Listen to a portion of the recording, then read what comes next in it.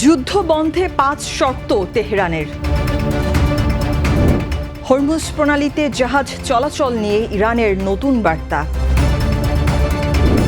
মধ্যপ্রাচ্যে আরও ৩,০০০ সেনা পাঠাচ্ছে যুক্তরাষ্ট্র। যুদ্ধ বন্ধে ইরানকে ট্রাম্পের ১৫ দফার প্রস্তাব। যুদ্ধ বন্ধের আলোচনায় বিশ্ববাজারে তেলের দামে বড় ধস। আমন্ত্রণ জানাচ্ছি বাংলাদেশ প্রতিদিনের বিশ্ব সংবাদে। সাথে আছি আমি অনন্যন্তী। এতক্ষণ শুনছিলেন সংবাদ শিরোনাম, এবারে বিস্তারিত।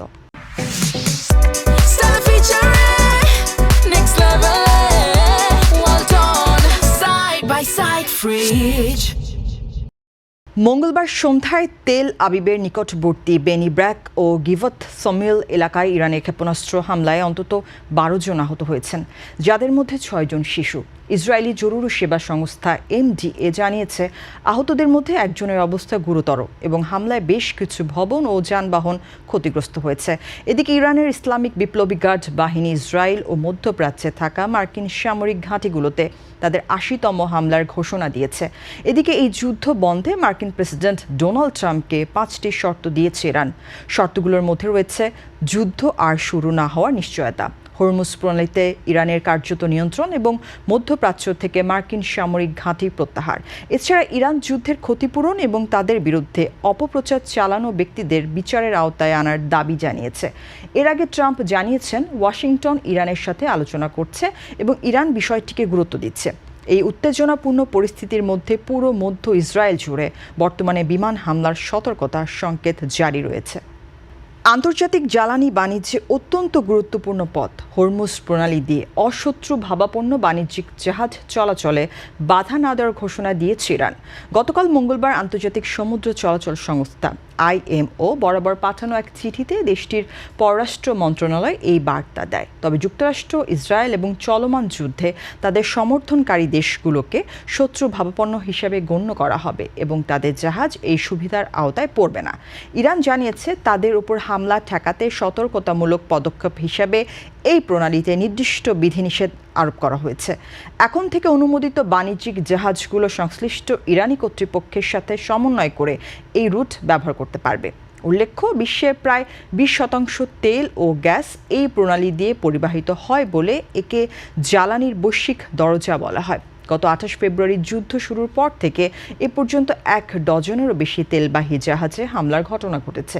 এই নিরাপত্তা সংকটের কারণে ইতোমধ্যে বিশ্বজুড়ে জ্বালানি সংকট দেখা দিয়েছে। ইরানের নতুন এই বার্তাকে সমুদ্রপথে বাণিজ্য সচল রাখার একটি কৌশলগত পদক্ষেপ হিসেবে দেখা হচ্ছে। মধ্যপ্রাচ্যে ক্রমবর্ধমান উত্তেজনা মোকাবেলায় এবং সামরিক শক্তি জোরদার করতে আরও ৩,০০০ অতিরিক্ত সেনা পাঠানোর প্রস্তুতি নিচ্ছে যুক্তরাষ্ট্র। ওয়াশিংটন ডিসি থেকে পাওয়া তথ্য অনুযায়ী মার্কিন ৮২তম এয়ারবোর্ন ডিভিশনের এই সদস্যদের মোতায়েন সংক্রান্ত নির্দেশে দ্রুতই সই হতে পারে। এর আগে দেশটিতে ৩,৫০০ মেরিন সেনা ও ৩টি যুদ্ধজাহাজ পাঠানোর পরিকল্পনা ঘোষণা করা হয়েছিল, যার সাথে এখন এই নতুন বাহিনী যুক্ত হচ্ছে। বিশ্লেষকদের মতে এই পদক্ষেপের মাধ্যমে হোয়াইট হাউস প্রেসিডেন্ট ডোনাল্ড ট্রাম্পের হাতে সামরিক বিকল্প আরও শক্তিশালী করতে চায়, বিশেষ করে হরমুজ প্রণালীতে ইরানের বিধিনিষেধ মোকাবেলা করে প্রয়োজনে স্থল বাহিনী ব্যবহার করে সমুদ্রপথটি সচল রাখাই এই পরিকল্পনার অন্যতম প্রধান উদ্দেশ্য। বর্তমানে মধ্যপ্রাচ্যে যুক্তরাষ্ট্রের একটি বড় নৌবাহিনী মোতায়েন থাকলেও অতিরিক্ত এই সেনা মোতায়েন ওই অঞ্চলে মার্কিন রণকৌশলকে আরও সংহত করবে। ইরানের সাথে চলমান যুদ্ধের প্রেক্ষাপটে ওয়াশিংটনের এই সিদ্ধান্ত ওই অঞ্চলের নিরাপত্তা সমীকরণে নতুন মাত্রা যোগ করেছে। মধ্যপ্রাচ্যে চলমান যুদ্ধ বন্ধে পাকিস্তানের মাধ্যমে ইরানকে ১৫ দফার একটি শান্তি প্রস্তাব পাঠিয়েছেন মার্কিন president Donald Trump. New York টাইমসের তথ্য মতে এই প্রস্তাবে ইরানের ব্যালিস্টিক ক্ষেপণাস্ত্র, পারমাণবিক কর্মসূচি এবং হরমুজ প্রণালীতে জাহাজ চলাচলের বিষয়টি অন্তর্ভুক্ত রয়েছে। পাকিস্তানের সেনাপ্রধান ফিল্ড মার্শাল আসিম মুনির এই কূটনৈতিক প্রধান মধ্যস্থতাকারী হিসেবে কাজ করছেন এবং পাকিস্তানে দুই পক্ষের আলোচনার সম্ভাবনা তৈরি হয়েছে। এদিকে ওভাল অফিসে এক সংবাদ সম্মেলনে ট্রাম্প দাবি করেছেন যুক্তরাষ্ট্র এই যুদ্ধে ইতিমধ্যে বিজয় লাভ করেছে এবং ইরানের নৌ ও বিমান বাহিনী সহ প্রধান সামরিক স্থাপনাগুলো ধ্বংস করে দেওয়া হয়েছে। তিনি আরও জানান, ইরানি নেতৃত্বের পরিবর্তন ঘটেছে এবং বর্তমান নেতৃত্বের সাথে জেডি ভ্যান্স ও জ্যারেড কুশনার সংলাপে আছেন। যুক্তরাষ্ট্র ও ইরানের মধ্যে যুদ্ধ বন্ধের আলোচনার খবরে আজ বুধবার এশিয়ার বাজারে জ্বালানি তেলের দামে বড় ধরনের পতন ঘটেছে। আন্তর্জাতিক বাজারে ব্রেন্ট ক্রুড অয়েলের দাম 6.6% কমে ব্যারেল প্রতি $97.56 নেমেছে এবং মার্কিন তেলের দাম 5.5% কমে $87.20 দাঁড়িয়েছে। প্রেসিডেন্ট ডোনাল্ড ট্রাম্প দাবি করেছেন যে যুদ্ধ বন্ধে আলোচনা এখনই চলছে এবং সংশ্লিষ্ট পক্ষগুলো চুক্তি করতে মরিয়া। এই আলোচনার প্রক্রিয়ায় মার্কিন ভাইস প্রেসিডেন্ট জেডি ভ্যান্স এবং পররাষ্ট্রমন্ত্রী মার্কো রুবিও সরাসরি যুক্ত রয়েছেন বলে ট্রাম্প জানান।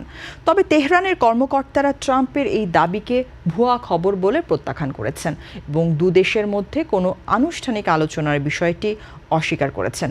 তেলের বাজারে এই দরপতন মূলত ট্রাম্পের বক্তব্যের প্রভাবে ঘটলেও বাস্তবে ইরান ও ইসরায়েলের মধ্যে পাল্টাপাল্টি হামলা এখনও অব্যাহত রয়েছে।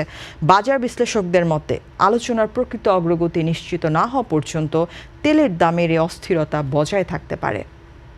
এই ছিল আজকের বাংলাদেশ প্রতিদিনের বিশ্ব সংবাদ। সবশেষ খবর জানতে চোখ রাখুন বাংলাদেশ প্রতিদিনের ফেসবুক পেজ ও ইউটিউব চ্যানেলে। এতক্ষণ সঙ্গে থাকার জন্য সবাইকে ধন্যবাদ।